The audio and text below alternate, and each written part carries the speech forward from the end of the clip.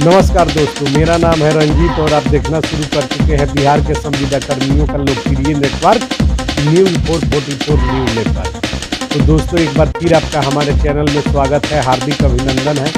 तो दोस्तों, आज की जो महत्वपूर्ण खबर है उसको हम आपको बताएं उससे पहले यदि आपने हमारे चैनल को सब्सक्राइब नहीं किया है तो जल्द से जल्द चैनल को सब्सक्राइब कीजिए, वीडियो को लाइक कीजिए और ज़्यादा से ज़्यादा शेयर कर दीजिए।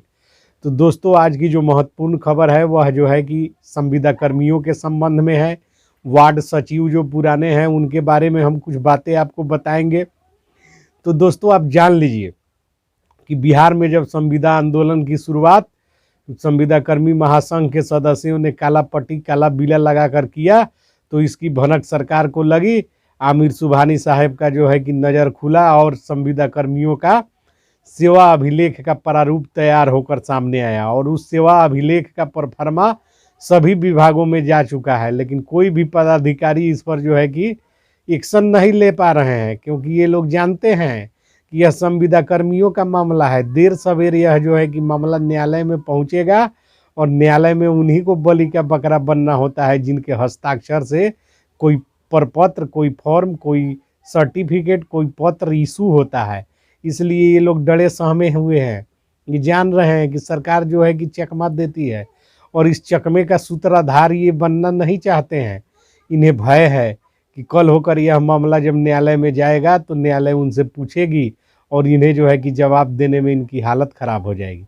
तो दोस्तों, आप जान लीजिए कि सेवा अभिलेख का प्रारूप तैयार करने के पीछे चौधरी कमेटी की जो अनुशंसा थी वह संविदा कर्मियों के मांगों के आलोक में चौधरी कमेटी ने अनुशंसा किया था कि संविदा कर्मियों का सेवा पुस्तिका होगा जिसका सभी अभिलेख में सारे उनकी जो स्थिति है वह दर्ज रहेगी और सरकार एक ही जगह से किसी संविदा कर्मी के बारे में सब कुछ जान पाएगी।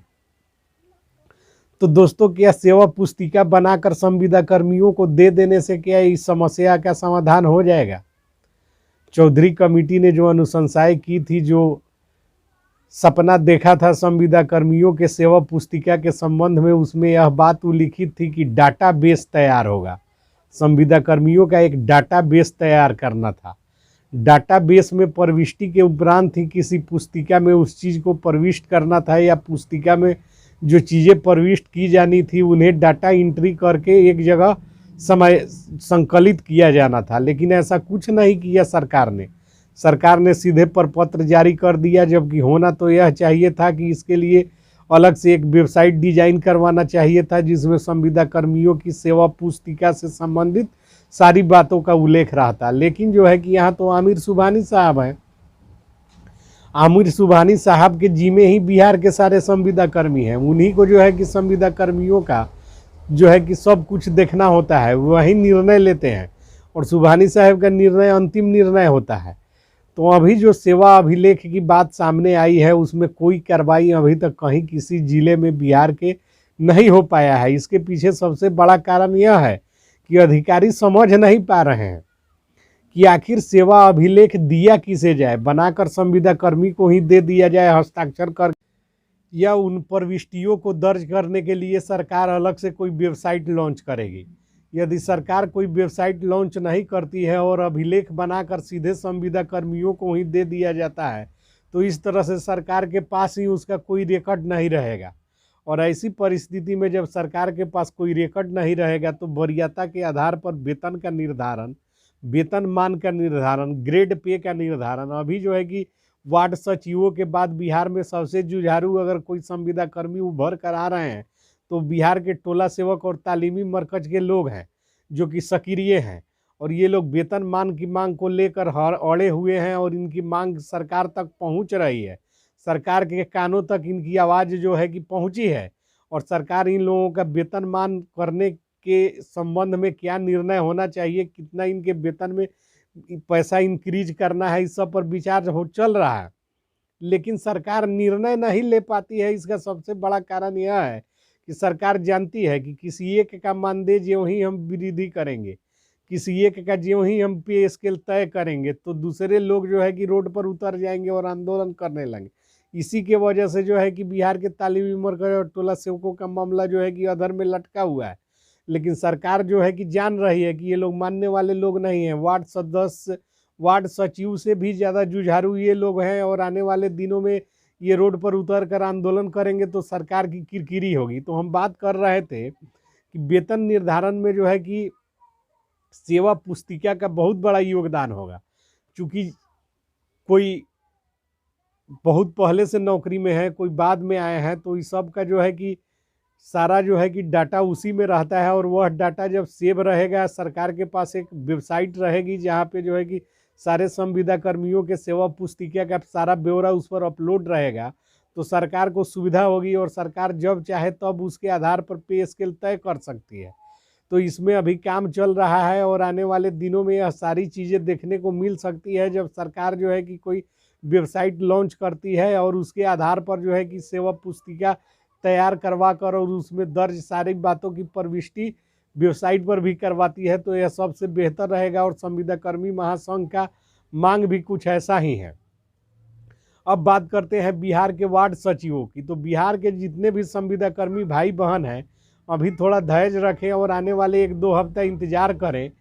1-2 हफ्ते के बाद ही यह सारा स्थिति जो है कि स्पष्ट हो पाएगा कि सेवा अभिलेख किस तरह से सरकार तैयार करवाने जा रही है और उसका लाभ सरकार जो है कि किस प्रकार से वेतन के निर्धारण में करेगी। चूँकि पे स्केल बहुत लोगों का बनने वाला है, ऐसा जो है कि पुष्टि हुई है।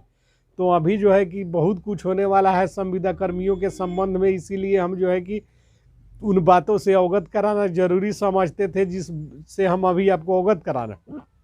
अब बात करते हैं बिहार के वार्ड सचिवों की। तो पुराने वार्ड सचिव जो है कि अपनी लड़ाई लड़ते लड़ते न्यायालय तक पहुंच चुके हैं और उच्च न्यायालय में इनका मामला जो है विचाराधीन है और हो सकता है कि आने वाले दिनों में उच्च न्यायालय इन्हें भी संविदा कर्मी घोषित कर दे, क्योंकि यह अस्थाई नेचर का पोस्ट होता है। सेक्रेटरी का पोस्ट होता है, वह अस्थाई नेचर का पोस्ट होता है।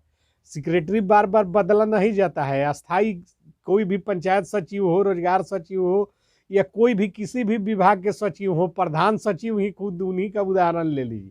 यह जो है कि अस्थाई नेचर का पोस्ट होता है, इसमें बार बार परिवर्तन करना कतई उचित नहीं है। और वार्ड सचिवों के जो वकील हैं, उनका कहना है कि न्यायालय से कि जब चूँकि पोस्ट खत्म नहीं हो रहा है, पोस्ट रह रहा है, ऐसे में आप फिर 1,14,000 लोगों को लाएंगे और फिर उन्हें 5 साल के बाद हटाएंगे, इस तरह से तो बेरोजगारों के साथ आप खिलवाड़ कीजिएगा, उसका भविष्य जो है कि अंधकारमय कर दीजिएगा। तो हो सकता है कि आने वाले दिनों में कोर्ट जो है बिहार के वार्ड सचिवों को संविदा कर्मी घोषित कर देती है, तो उनका भी सेवा अभिलेख सरकार को तैयार करवाना होगा।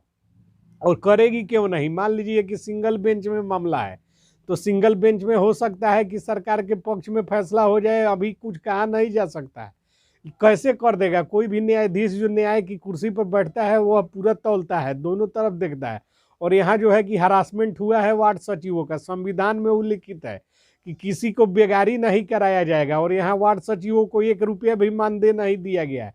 ऊपर से रेगुलर 4 सालों तक ये लोग कार्य किए हैं। कलम चलाने के वक्त जज साहब बहुत कुछ सोचकर 1,14,000 लोगों के भविष्य के साथ न्यायालय खिलवाड़ नहीं कर सकती है। सरकार यहाँ हारेगी और वार्ड सचिव जीतेंगे, और जब वार्ड सचिव जीतेंगे तो सारा मामला जो है कि उनके फेवर में हो जाएगा। और ये नए लोग जो आज उछल कूद कर रहे हैं कि हम वार्ड सचिव हो गए, ये सारे लोग हवा में चले जाएंगे। तो यह सारी स्थिति अब जो है कि भविष्य में है, भविष्य के गर्त में यह स्थिति है जो कि खुलकर आने वाले दिनों में सारी बातें सामने आएगी। तो अभी जो है कि संविदा कर्मी जान ले कि उनके सेवा अभिलेख जो है सीधे उनके पे स्केल वेतनमान से जुड़ा हुआ मामला है। तो आज की प्रमुख 2 खबरों में हमने आपको बताया कि संविदा कर्मियों का जो सेवा अभिलेख का प्रक्रिया है वह प्रक्रियाधीन है, इसके लिए सरकार वेबसाइट लॉन्च करने जा रही है। दूसरी खबर हमने आपको बताया कि वार्ड सचिव जो अब न्यायालय तक पहुंच चुके हैं, इनको आने वाले दिनों में न्यायालय यदि चाहे तो संविदा कर्मी घोषित कर सकती है, जो इनका मूलभूत और मौलिक अधिकार है। क्यों नहीं करेगी। आप किसी से कार्य करवा कर